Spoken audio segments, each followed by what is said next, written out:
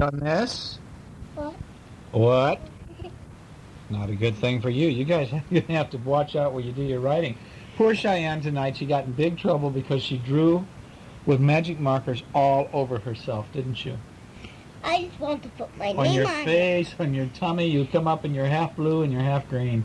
I want to write my name on it, and whenever it gets lost, I'll remember it, right? Oh, right. Yeah, like somebody, where is it going to get lost in this house where somebody wouldn't know whose it is, huh? All right. Are you doing okay now, Missy? You had quite a confrontation with Mom, didn't you? Yeah, Mommy got upset about that. Crying. How'd you make your sister stop crying? It's a book. Oh, did you read her a book? Yeah. Oh, it's nice. That's really nice. It's like a little pop-up book. Yeah, and you read it to her and she stopped crying? I just did up the pop-up. Oh, I see. Okay. And a cat. Okay, well, you want to read that one first or this one first, honey? Like, they just, like, doing these stuff. You're just looking at the cover papers or the end sheets. Those are called end sheets. Hunter knows what this page is. The title. Boy, wait a minute. To get into the title page, look at how far we had to go to get to the title page. There's the title page. Yeah. It's called main title page. I told her how long how many pieces things she colored. I told her she colored and anything. Look at the dancing cookie. No. Yes. All right, now let's put this book away until we're ready to read. Okay, I'll put it right here. All right. All right. All right. Well, now this is a little book that Daddy just found you today in a bookstore. And the book is called A Tale of Two Bad Mice by Beatrix Potter, who did all the Peter Rabbit stories, if I remember correctly. And so let's open up the story. And it says, once upon a time there was a very beautiful dollhouse. And it was red brick with white windows, and it had red muslin curtains and a front door right there and a chimney right there. Do you like that dollhouse? Would you like to play with it? Yeah. You would too, brother, wouldn't you? Yeah. Well, it belonged to two dolls called Lucinda and Jane. Well, at least it belonged to Lucinda, but she never ordered meals. Now, Jane was the cook, but she never did any cooking because the dinner had been brought ready-made in a box full of shavings. Now, look at, here's one, and here's the other doll. What good doll is it? I don't know. It says, there were 2 red lobsters and a ham and a fish and a pudding and some pears and some oranges, and they would not come off the plates, but they were extremely beautiful. See, this is just play food, just like you guys have for your McDonald's. What is it? It's play food. And it's like little dishes. It says they won't come off, so they're part actually of the dish. See, they're just pretend to have in the dollhouse. But then, one morning, Lucinda and Jane had gone out for a drive in the doll's perambular, I think it's car, and there was no one in the nursery, and it was very quiet. And presently, there was a little scuffling, and some scratching noise in the corner near the fireplace, where there was a hole under the skirting board. And Tom Thumb put out his head for a moment and then popped it in again. Tom Thumb was a mouse. Now see, right down in the corner in the edge of the dollhouse, there's a hole. And how many mouses do you see? 1, 2. That's right, Shay. 1, 2. Hey, old Hunter can count to 1, 2. Yes. I can do it even without saying 1. I'll bet you can. You just look at them these days. I ask you, how many fingers? Don't count them. 3. How many fingers? 4. See, he's getting pretty smart, isn't he? How many fingers, Cheyenne? 1. How many fingers, Shy? 2. How many fingers, Shy? 3. You're getting pretty good at it, too. Okay, now, a minute afterwards, Hunca-Munca, his wife. So see, look at one. This is Hunca-Munca, the one that's down there on the lower stair. You okay with your breathing? No. You're trying to catch a cold, aren't you? No colds. You can't have colds and swim. Tom Thumb, here's Tom Thumb, was the mouse. And here is Hunca-Munca, his wife. Now, she puts her head out, too, And when she saw that there was no one in the nursery, she ventured out on the oilcloth under the coal box. Oh, look. They're going across to the dollhouse, aren't they? Look at that mouse alleyway. I know. They put little mouses in the corner of each page, didn't they? Just to add atmosphere. That's kind of neat, huh? Yeah. Well, the doll's house stood at the other side of the fireplace, and Tom Thumb and Hunca Munca went cautiously across the hearth rug, and they pushed the front door open, and they pushed at the front door, but it was not fast, and so they went in. Now, Tom Thumb and Hunca Munca went upstairs and peeped into the dining room. And they squeaked with joy. Such a lovely dinner was laid on the table. There were little tin spoons and lead knives and forks and 2 dolly chairs, all so convenient. And so they sat down at the table. They're going to have some dinner.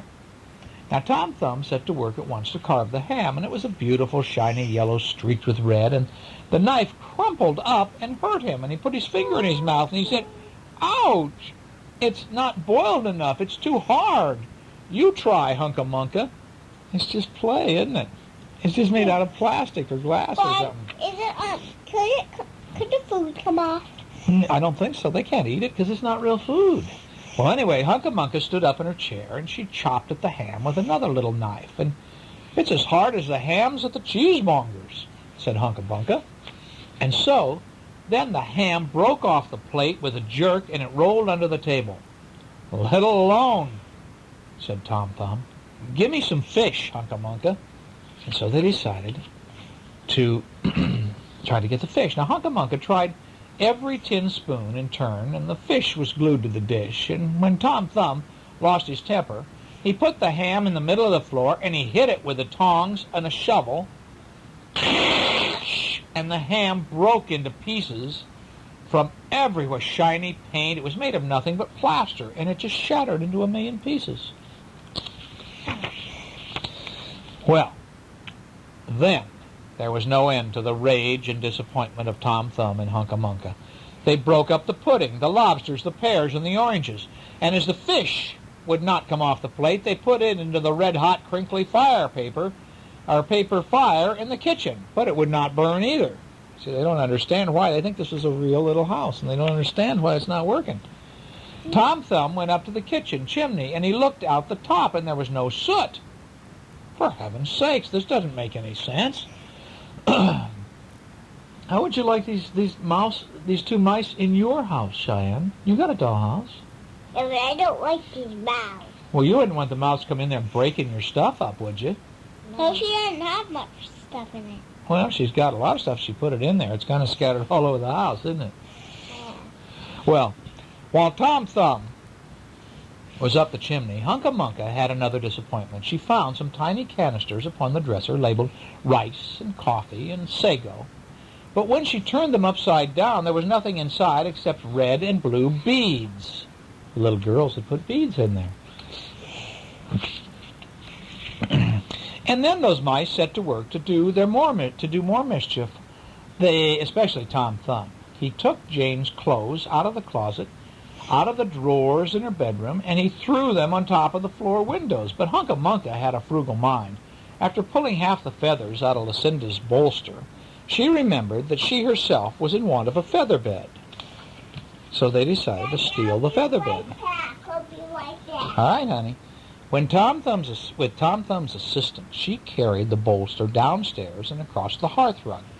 And it was difficult to squeeze the bolster into the tiny mouse hole, but they managed it somehow. And then Hunca Munca went back and fetched a chair and a bookcase and a bird cage and several small odds and ends. The bookcase and the bird cage refused to go into the mouse hole. See, there's the little hole. They're trying to get all the stuff down in there. Now Hunca Munca left them behind the coal box and went to fetch the cradle. She wants to have the little baby cradle. And Hunca Munca was just returning with another chair when suddenly there was a noise.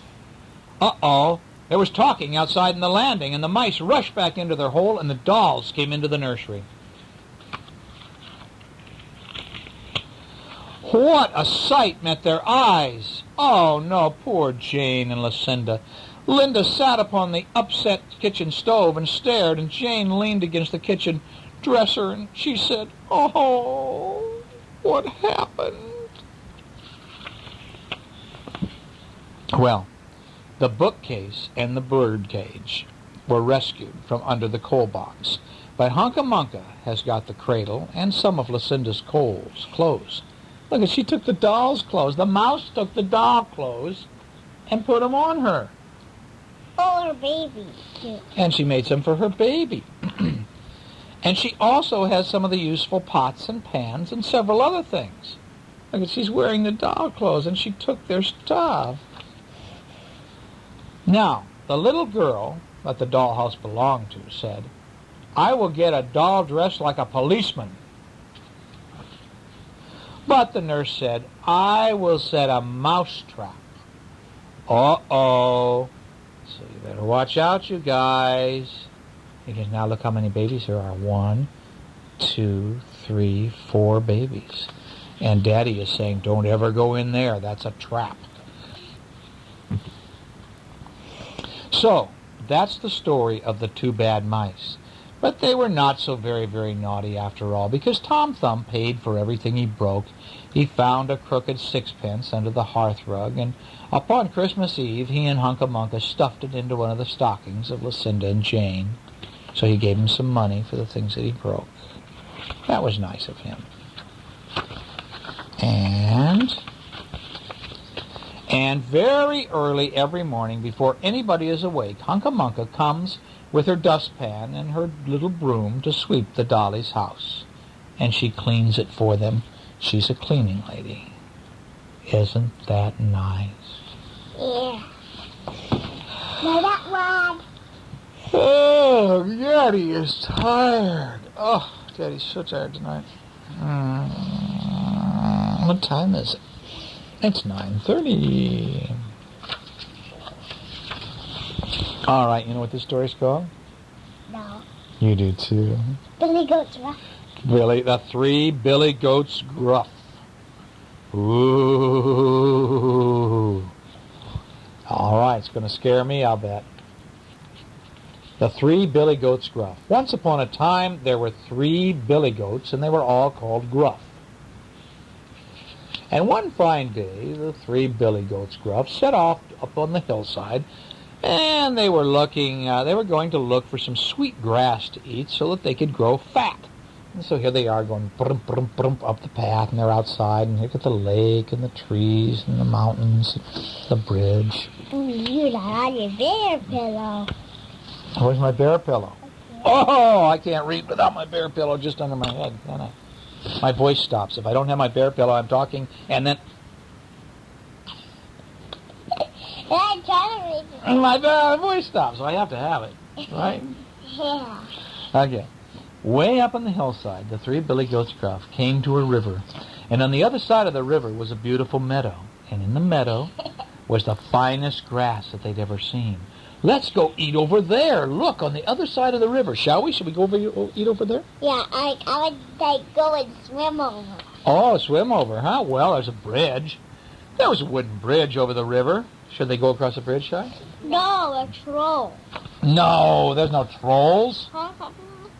Would you go across the bridge, Shai? There's a troll in it. Well, what about you? No. No, you wouldn't go? Why not? Because it will be square. Oh, well, let's see what the goats do.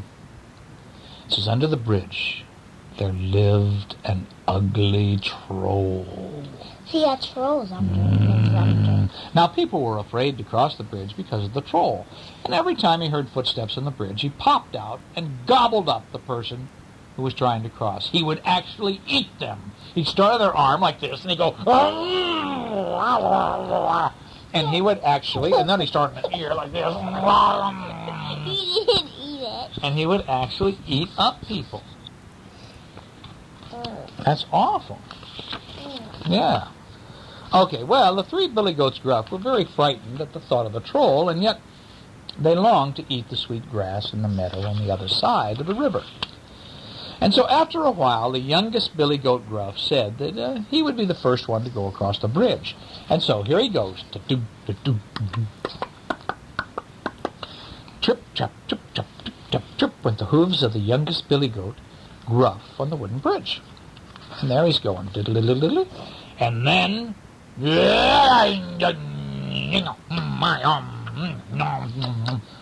out popped the troll's ugly head. He was so ugly that the youngest billy goat, Gruff, nearly fell down with fright. Who's that trip-trapping over my bridge? Roared the troll. Oh, no. If I went over that bridge, I would take a gun with me and shoot him. No, I don't know, man. Billy goats don't have guns. But I would take an arrow. I would take weapons. You would, huh? Okay, well, I don't know about that. Maybe you could handle it more peacefully than that. But let's see what the goats do here. It says the youngest billy goat, Gruff, spoke in a tiny voice. He said, "It's only me, the littlest billy goat, Gruff." He said, I'm going to the meadow to make myself fat. Then I'm coming to gobble you up. Going to eat you now. And he's coming towards the billy goat. No, please don't gobble me up. Please, said the youngest billy goat, Gruff, in a tiny voice. I'm far too little. I'm not at all fat. See, I'm skinny. Wait until the second billy goat, Gruff, comes along. He's much fatter than I. Very well, said the troll. Be off with you. I'll wait until the second billy goat, Gruff, comes along. And so the youngest billy goat, he just crossed the bridge and skipped off up the meadow to eat the sweet grass. But now, the second billy goat, Gruff, said that he would go ahead and try to cross the bridge. And so, trip, trap, trip, trap, went the hooves of the second billy goat, Gruff, on the wooden bridge. Tip, tap, tip, tap, tip, tap, tip, tap.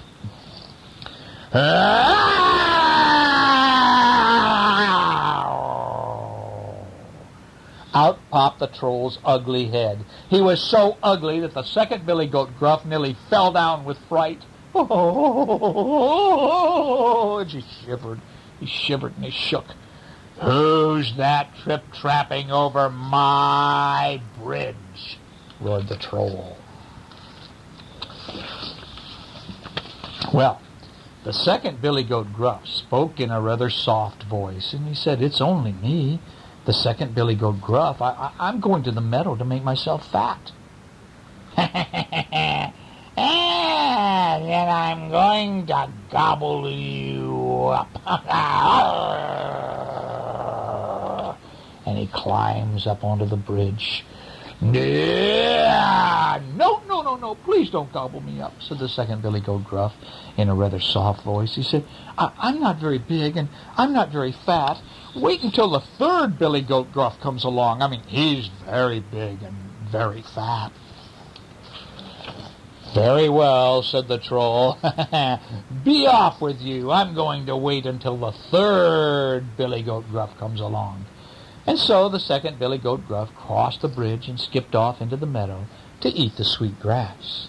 Here we go. Well, then at last, up came the eldest billy goat, Gruff, to try to cross the bridge. And he was a very big old billy goat, and his beard was long, and his horns were almost full grown. And so, trip, trap, bang, he went the hooves of the eldest billy goat, Gruff, on the wooden bridge as he went across. Ba-boom, ba-boom, ba-boom.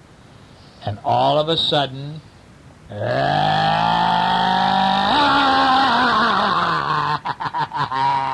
out popped the troll's ugly head, and he was so ugly that the eldest billy goat, Gruff, nearly fell down with fright. But he did not show it. He only stomped its hooves harder, and he just went ba ba ba bang bang trip trip choo on the bridge as hard as he could. Who's that trip-trapping over my bridge? Roared the troll.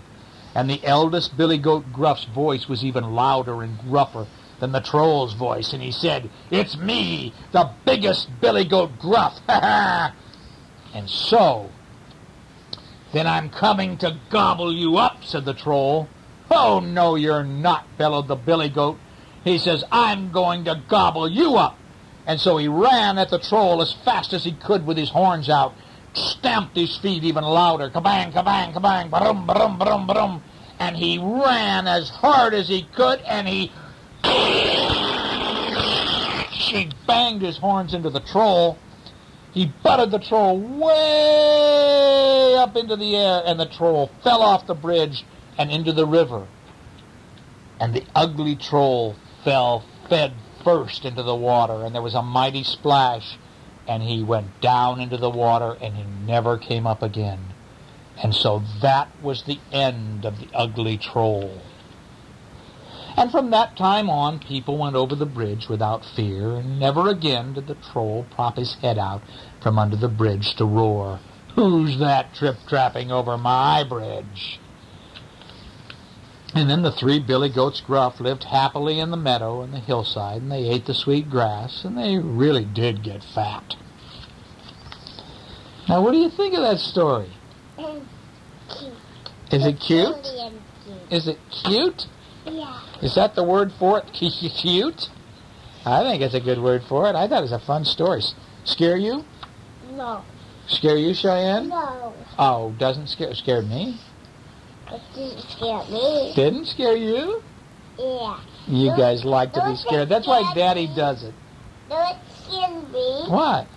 Like this monster. The monster troll? Yeah. What do you got a hanky here? I mean, a Kleenex for? Huh? Did you hurt yourself? It's like, see? Oh, Cheyenne, you get a little hangnail and oh, honey buns. That's just a little bit of a. I get those all the time. By your fingernails, and they peel up and they kind of hurt. You got to just pull them off. Want Dad to pull it off? Oh, all right. You guys are you getting a cold too? Is your nose okay? What? Oh, my poor kids are both getting colds. I won't have What it. if I'm hot? Huh? What if I'm hot? Well, then we have to probably get you to the doctor and have that. Let me see you. What if I'm cold? Well, you don't have any fever now. At all. Let's see, I'm sure you don't have a fever. I'd have felt you holding on to you guys here. This is a story about the little kitten. Jenny. This is Jenny. Jenny's cat was restless. It was time for her kittens to be born. And she looked in the barn for a comfortable spot to have her kittens, but the straw was much too scratchy. And so she prowled all over the house and the yard, but nothing seemed to suit her. And so Jenny made a soft bed for her cat in the bottom drawer of her dresser.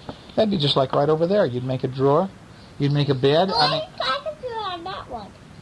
Huh? I could do it on that one. Yeah, you could do it on that one. And what'd she do? Look, she put a towel down for the kitty to have her kittens there, didn't she?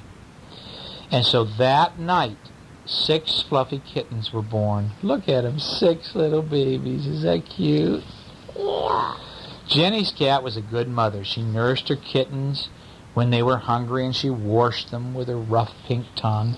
And the kitties would all climb on Mommy and get their milk on Mommy's boobie. Mommy cats have lots of boobies. They don't have just 2. And at first, the kittens seemed to sleep all day, but in a few weeks, they were tumbling all over one another. And when the mother cat wanted a little peace, she crouched over the drawer. Look at this. And one little kitten was more curious than the others, and he was the first to try his wobbly legs. And he was the first to peek out over the edge of the drawer. And he was the first to climb out of the bureau drawer. Look at this. He goes, plow, plop. He fell on the floor. But Jenny found him and scooped him up before he had a chance to get into trouble. Now, Jenny's mother promised that she could keep one of the kittens, that they would find homes for the others. And so Jenny loved every one of the kittens, but she loved the curious kitten, this little one, most of all. "You're my favorite," she said to the kitten. "Meow," the kitten answered softly. And so Jenny made a bed for the kitten in a special basket, and the kitten tried it out right away. And he was still little, and he needed lots of naps. And when he woke up, he was ready to go exploring. You know how, Kitty, remember how Matisse did that? Just crawling around looking at everything. You'd keep him here in your room all the time, wouldn't you? Yeah. And he'd crawl around, he'd want to look at everything. his favorite place when he was a kitten was in his closet. I know. Not there when there's sheets on. I know. He had fun, didn't he? Yeah. Yeah, you had fun with him. You liked him too, didn't you, sweetie? Yeah, but right now he scratched him her tonight. Matisse scratched you, huh? Yeah. Where, honey? But like it's not that owie. Yeah. It really wasn't owie, but it's not bleeding. Oh, honey, no. Both your hands are wounded, huh? Poor Cheyenne. This has not been your night. Okay, well, anyway, let me see here. We're running out of tape. I got to hurry up to finish the story. So the curious kitten scampered through the house, and he found Father's sneakers, and he tried to squeeze inside, but already he was too big to fit in the shoe, and the little kitten was growing up very fast. And, like our kitten. yeah, you know how fast he grew up. Yeah. And soon the kitten was old enough to drink milk from the dish, and at first he didn't know what to do, and so he stepped in it. Look at how he stepped in it and he spilled it. "Oh, what a pickle you're in," said Jenny when she saw the milky kitten. Saying that gave her an idea. "I'm going to call you Pickle," she told the kitten. It turned out to be a very good name for him, because this curious kitten got into one pickle after another. And one day he wanted to see what was inside a can of flour, and so he opened it up, and he fell over, and he got in it, and what happened? Flour fell over. He got what a mess he made. Pickle looked so funny that Jenny didn't even mind cleaning up after him. And Jenny played with her kitten every day, and one night she gave him a catnip mouse, and it made the kitten do silly things. First he sniffed the mouse, and then he batted it, and he clawed it, and he licked it, and he chewed it, and he rolled it around on the floor, and soon the mouse was in shreds, and the kitten was all tired out. Now Jenny let Pickle sleep on her bed just this once, and the little kitten curled up beside her and purred, and he was very happy to be with Jenny. And one sunny day, Jenny took her kitten outdoors. She wanted him to keep her company while she planted some new flowers, and so Pickle tried to see everything she was doing, and he kept getting in the way. Look at, he's looking in the hole she's digging, isn't he? Yeah. Or he's looking in the hole she's digging. Finally, Jenny picked up the kitten and put him in a flower pot. "Now you stay there," she said. But Pickle was too curious to stay anywhere for very long, and so he jumped out of the flower pot and he set off on an adventure. And Pickle wandered into the meadow where he felt safe in the tall grass, and he hardly knew where to look first. There were so many sights and sounds and smells that were new to him. And he discovered a turtle sunning itself on a rock, and a praying mantis waiting to catch an insect for lunch, and two baby squirrels climbing a tree and chattering with each other. Praying mantises with those are weird. I've never seen any around here, but they used to be back where I grew up. Okay, then the baby rabbit was hiding under a mushroom. Look at that. Look at the baby rabbit. And the kitten and the rabbit sat very still and hoped the kitten wouldn't notice him. And wild strawberries grew in the meadow, and so did lots of flowers, and the kitten watched a caterpillar inch up the stem of Queen Anne's lace, which is the name of a pretty flower. And beyond the meadow, Pickle climbed into a wood pile, and he found lots of hiding places in it. And then he tried to squeeze into an empty woodchuck hole, but he got stuck halfway. "Meow, meow," he cried. And Jenny finally heard him and came to his rescue. "Please don't get into any more trouble," she begged. And after that, she held her kitten very close whenever she took him outdoors. That kitty got in. Look at how he got in the wood pile. He's getting bigger, isn't he? Now, Pickle liked Jenny's attention, but he liked to explore even better, and it wasn't long before he slipped away again, and this time he practiced walking on the orchard fence. Now, he had a good sense of balance, so he didn't fall once. Then Pickle scrambled up an apple tree. Climbing up was very easy, but then he got scared to come back down. "I don't know how to get down." "Meow, meow." "Would you help the kitty get down?" Yeah.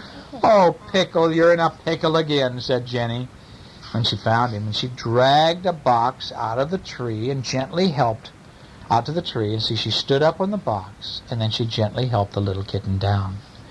"Now, don't go off again," said Jenny. And Pickle snuggled up and purred and went, meow. And he seemed to be saying that he'd had enough exploring. But the very next day, he was off again, and Jenny took him to a birthday party. When the children weren't watching, Pickle wandered away, and then they finally found him snoozing in the doghouse. "What am I going to do with you?" Jenny asked the kitten. And suddenly she had an idea. "Now, you can't hide from me, Pickle." And she tied a balloon onto the kitty. Yeah. So she could keep track of him, huh? That's a cute little story. We never recorded that little story. We've read it before. Hey, we're just about out of tape. What are we going to do? 1, 2, 3, 4, 5, 6, 7...